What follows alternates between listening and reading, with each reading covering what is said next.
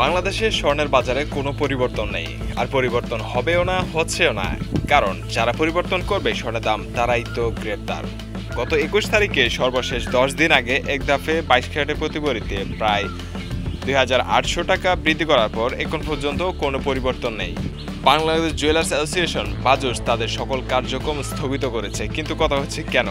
বাংলাদেশ স্বর্ণ ব্যবসায়ীদের সংগঠন বাজুস, অর্থাৎ যেখান থেকে বাংলাদেশের স্বর্ণ দাম নির্ধারণ করা হয়, তাদের সহসভাপতি রিপনুল হাসানকে গত বৃহস্পতিবারে তাঁতীবাজারে তার নিজ দোকান থেকে গ্রেপ্তার করা হয়েছে। সকল ব্যবসায়ীরা প্রতিবাদ জানাচ্ছে, মিথ্যা মামলার দায়ীকে গ্রেপ্তার করা হয়েছে এবং তাকে মুক্তির দাবিতে বৃহস্পতিবার থেকে সকল স্বর্ণের দোকান বন্ধ ঘোষণা করেছে বাংলাদেশ জুয়েলার্স অ্যাসোসিয়েশন।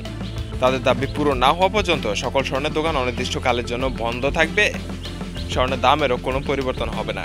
তো স্বর্ণের দাম আগে যেটা ছিল ওটাই রয়েছে, সেটা নতুন করে জানানোর কিছু নেই। আপনারা যদি তাও আমি আপনারা জানিয়ে দিই, যারা হয়তো জানেন না, নতুন আমাদের চ্যানেলে হয়তো নতুন, তাদেরকে আপনি জানিয়ে দিই আজকের বাজারে 18, 21 এবং 22 ক্যারেটের স্বর্ণের দাম কত থাকছে সেটা আপনারা দেখতেই পাচ্ছেন। সেটা আর বলার কিছুই নেই। 22 ক্যারেটের সর্বশেষ 21 তারিখের আপডেট অনুযায়ী প্রতি গ্রাম 14,564 টাকা এবং প্রতি আনা স্বর্ণের দাম 10,617 টাকা। একই সাথে প্রতি আনা 22 ক্যারেটের ভরির দাম হচ্ছে 1,69,874 টাকা।